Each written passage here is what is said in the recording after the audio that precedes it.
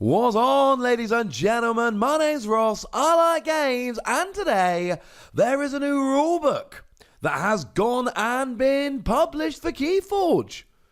I know, right? We've got version 1.5, and if I didn't talk you through all the new rules, all the changes, that frankly would just be a little bit of an insult and would show that I have lost a step. Well, happy to say, not lost a step. Now, there is one addition to the FAQ. It's a little disappointing. I was hoping for a nice big juicy list, maybe even making their own video. Not the case. What we actually have is largely a lot of new definitions, a lot of new terminology, which is important for cards which have come out in Worlds Collide, and some which are actually useful for the future. So let's get rolling, shall we? Anomaly, this is one of them, their new rules, new types of card, I suppose. And an anomaly, no, it's an extremely rare card. Take Valucanth as an example, a creature who will be coming up and be very relevant in a moment. Valucanth is an anomaly. It is a creature. Now, anomalies can turn up in any sets whatsoever. They do not need to be from any of the houses we've seen. They can be from houses that haven't been released yet. They can have new mechanics, and some of them do. We'll look at them as we go. Anomaly has a symbol, that lightning bolt symbol. It indicates that the card is an anomaly. An anomaly is an extremely rare card that is a preview of possible future sets of Keyforge. As a side note, interesting to note that what they've actually said there is, look, just because we've got a fish person in Valucanth does not mean we're actually getting a fish person house, although we're clearly getting a fish person house. An anomaly card may appear in any house and is treated as belonging to that house for all game purposes. So Valucanth could be from any of the 7 houses. Couldn't be Mars or Sanctum because there is no Mars or Sanctum in Worlds Collide. Cool. How about center of the battle line? Now, center of the battle line is very important because we've got a whole bunch of leaders that have come around in Keyforge, in Worlds Collide, and each of the 7 houses in the set has a leader. Again, none for Sanctum or Mars, unfortunately, because they're not in the set. And all of them have a skill which revolves around them being in the center of the battle line. So the Shadow Council, for instance, while they're in the center of the battle line, they have an action, Steal 2 Amber, or something like Zenzik from over in Logos. If it is in the center of the battle line at the end of your turn, you may draw 2 additional cards. That's pretty awesome. But then, of course, we get into awkward situations. What if you've got an even number of cards in your battle line? What if you have only 1 card in your battle line? Well, it has been answered. A creature is in the center of the battle line when there are equal number of creatures to both that creature's left and right side. There is only a center of a battle line if there is an odd number of creatures in that battle line. When there is an even number of creatures, there is no center. But if there is only 1 creature, that creature is in the center. Which I love this ruling because at the end of the day, it is in the middle.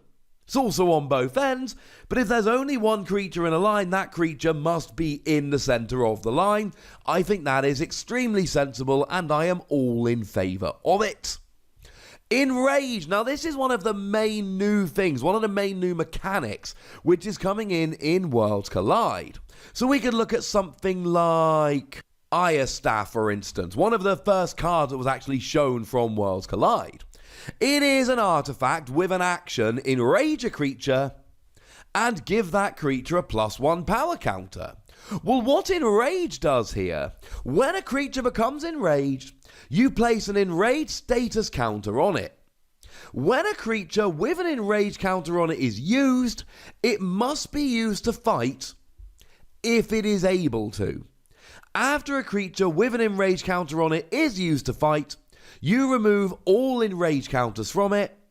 While a creature has an enraged counter, it cannot be enraged again. So this doesn't stack, right? When a creature is enraged, it has 1 enraged counter. It must be used to fight. And then after that, it's free to do whatever it likes in the future. You cannot stack Enrage counters to make them fight turn after turn after turn. Cool. One of the other main new mechanics we see here is Exalt. Now, exalting it's not just for the Saurian Republic, but it is very, very much the purview of the Saurian Republic. I'll be honest with you, right? They are a house that love to exalt. So if we have a look at Senator Brachus as an example, you may spend amber on friendly creatures as if it were in your pool. That'll be relevant in a moment. When you fight or reap, you exalt Senator Brachus. So what does exalting mean then? Well, what you do is you take 1 amber from the common supply and place it on that creature. But remember, the rule here is exactly like it was back in capturing. When a creature with amber on it leaves play, well, that is whether it's destroyed or whether it's picked up with something like Lights Out, the amber is placed in the opponent's amber pool. Now, the thing about exalting is what you're doing is you are voluntarily putting an amber from the common pool onto your creature. If your opponent then destroys that creature, they get that amber. You have been warned. Now, Graft is a new term, but it's not actually relevant yet. It is one of these new terms that we see only on Anomalies. If you haven't noticed, we are going in alphabetical order. So Graft is relevant for 2 of the anomalies that we see in Worlds Collide. Infomancer, when you play it, you graft an action card from your hand onto Infomancer. And Memolith, when you play it, nothing, but it's an artifact with an action that lets you graft an action card from your hand onto Memolith, or trigger the play effect of an action card grafted onto Memolith. This will presumably be used in more cards in the future. For the moment, it's just for these 2. And Graft says, if a card ability instructs you to graft a card onto another card, the card being grafted is placed face up under the other card. The grafted card is not considered to be in play. If the card onto which it is grafted leaves play, the grafted card is placed in its owner's discard pile. So there we go. We also have Haunted here, which is relevant for the Grim Reaper. The Grim Reaper says that if you are haunted, it enters play ready. Haunted says while a player has 10 or more cards in their discard pile, that player is haunted.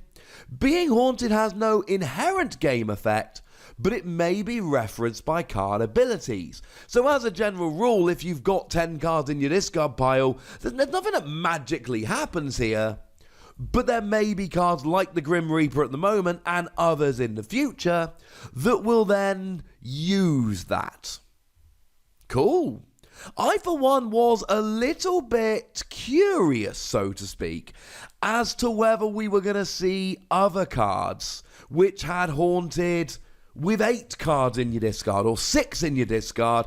Haunted has now been confirmed to only be when there are 10 cards in your discard. Speaking of more of these mechanics that only apply to anomalies, Invulnerable. So as an example here, we're getting 1 upgrade anomaly, if I remember correctly, and that is Ghost Form. Gives you an amber bonus and reads, this creature gains Invulnerable. And then when you fight or reap, you archive Ghost Form. So what is Invulnerable? Well, according to the rules, if a creature has the Invulnerable keyword, it cannot be dealt damage, and it cannot be destroyed. A creature with Invulnerable can leave play by means other than being destroyed, such as being purged, archived, returned to hand, or shuffled into its owner's deck. It is just damaged and destroyed that it stops.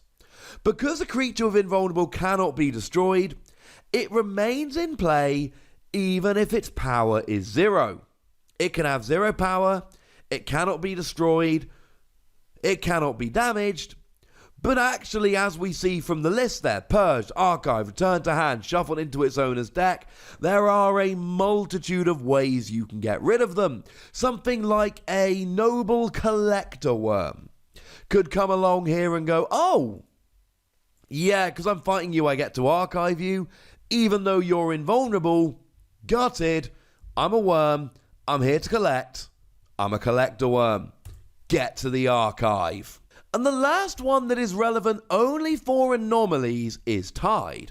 And we saw this on Valucanth, and it was very confusing initially, because Valucanth reads, while the tide is low, Valucanth cannot be used. Well, what is the tide? We're told on Valucanth by default the tide is neither high nor low. Okay. But what does the tide actually do?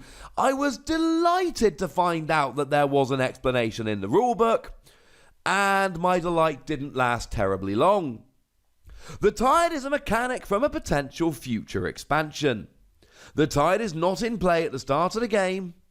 Future card abilities may cause the tide to change, but currently there are no such abilities in the game. Well, we knew all of that. I'm going to be honest with you, right? I love me some new Keyforge stuff, some Keyforge news, some nice new knowledge, and this gives me nothing. Boo. Still excited to find out what the tide does, but let's just say I don't think we've been helped very much as it is. And the final new mechanic is warding. There are a whole bunch of cards that ward. I'm going to use one of my other favourite cards from the new set, Axiom of Grisk. Axiom of Grisk is a lovely new Saurian card, and what it allows you to do is ward a creature, and then you destroy every creature that doesn't have any amber on it. And of course, we talked about the Saurian Republic and their love for exalting, which puts amber on. So Axiom of Grisk is a really nice way to go, okay, fine, we've got a bunch of amber on that you can get back by destroying us or getting us off the board in another way, but I can play Axiom of Grisk and destroy you all, ha ha ha ha ha. So good it gives you 2 chains. But what actually is warding? Well, warding is a new counter, another thing we need a little token for. When a creature becomes warded, place a ward status counter on it. If a creature with a ward counter on it would be damaged or leave play, instead discard each ward counter on it. And there's a note there, this prevents the creature from being tagged for destruction. While a creature has a ward counter on it, it cannot be warded again. So just like rage counters here, you cannot just stack them up and make yourself invincible for several turns. No. One at a time. But this prevents you being damaged or leaving play. So Collector Worm tries to archive you. Nope, I can't leave play unwarded. Lights Out tries to make you go back to your hand. No, I'm warded. Ward is actually a sneaky... What's the word I'm looking for here? It is a sneaky, adaptable thing. It's very wide-ranging in the list of options that it actually gives you. Just something to bear in mind. And then, like I've said, we don't have a wealth here of new FAQs, but we do have one new FAQ, and it's all to do with Encounter Suit. So what does Encounter Suit actually do? Well, it is one of them there new cards from the Grand Star Alliance. It is an upgrade, and it reads, after an action card is played, but before it resolves, ward this creature. So the question here is all to do with timing. When does it actually trigger? And the answer is the ability occurs after an action card is played and its amber bonus is resolved, at the same timing point as other effects that occur after an action card is played. However, the active player must trigger Encounter Suit's effect before triggering the play effect on that action card. I mean, if you've got something like Life for a Life, for instance, it's pretty gosh darned important whether you get the warding before the damage would be done, or whether the warding is done after the damage, in which case the creature is already destroyed. Well, the active player must trigger Encounter Suit's effect before triggering the play effect, so you should be fine. Now, there is actually one more thing we need to mention here, certainly in terms of timing. We've got an updated look at the damage chart, and what we see here is, first you apply the effects that prevent damage, then you use ward to prevent it, then you use armor. Now, this is actually very important because let's go back to Collector Worm. He's got a bunch of armor.